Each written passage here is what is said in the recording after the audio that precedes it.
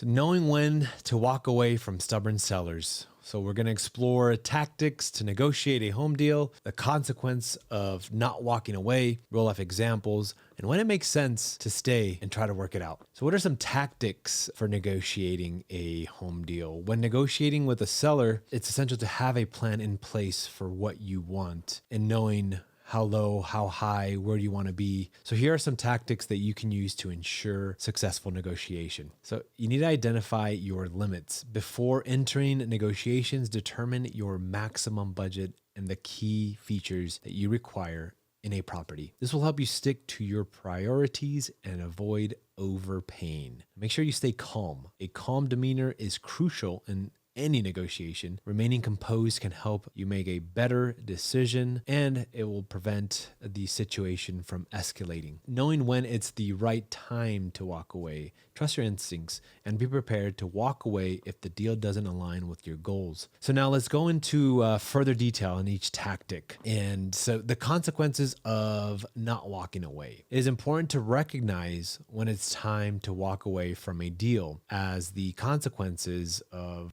you staying, or it can be costly and it can harm you, not physically of course, but overpaying for a property, or it can also end up with a bad deal that can put you in a difficult, or you can also end up in a bad deal that can put you in a difficult financial situation. So let's talk about some of the consequences. Overpaying. If you don't set limits and stick to them, you could end up paying more for a property than it's worth. And this can make it difficult to sell the property later on or negatively impact your mortgage payments. Now, if it's a bad deal, staying in a negotiation with a stubborn seller could lead to a deal that doesn't meet your needs or isn't worth the investment. This could result in costly repairs, disputes, or financial losses. So now let's talk about some real life examples and when it makes sense to stay and when it makes sense to make a deal and try to negotiate with the seller. So this is scenario one, the overpriced home. So you find a home that meets your criteria, but the seller is unwilling to negotiate a lower price. Now, despite all of your amazing efforts and your realtor's efforts, they remain firm on their asking price, which is significantly above market value. So in this case, it makes sense to walk away and continue searching for a better deal. Scenario two, the fixer-upper. You come across a property that needs extensive renovations, but the seller is open to negotiating a lower price that aligns with your budget. Now, if you are willing to invest the time and the money into the renovations, staying in the negotiations could result in a great deal. Scenario three, the unwilling to negotiate seller.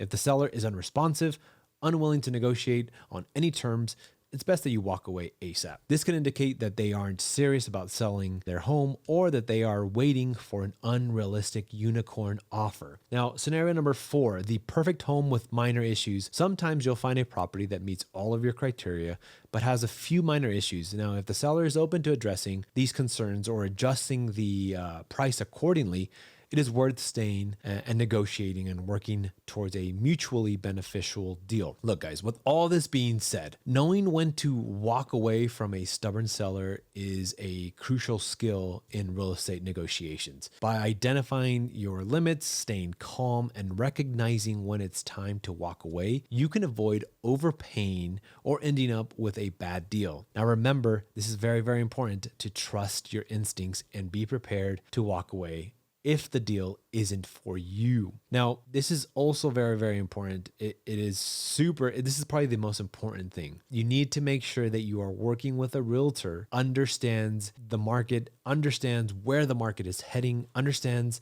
and knows how to find deals and knows how to negotiate. That is super, super important because there's some newer realtors that are just brand new to the business that unfortunately, because of their lack of experience, aren't going to be the best negotiators or aren't going to be the best at finding these types of deals. Of course, this might be different in your market, and it's good to work with an experienced realtor that knows exactly your must-haves, your non-negotiables, your negotiables, your top line, your bottom line. So that way they are able to go to bat for you and really find you an awesome property that makes the most sense for your specific situation. Guys, thank you so much for tuning in to this week's episode.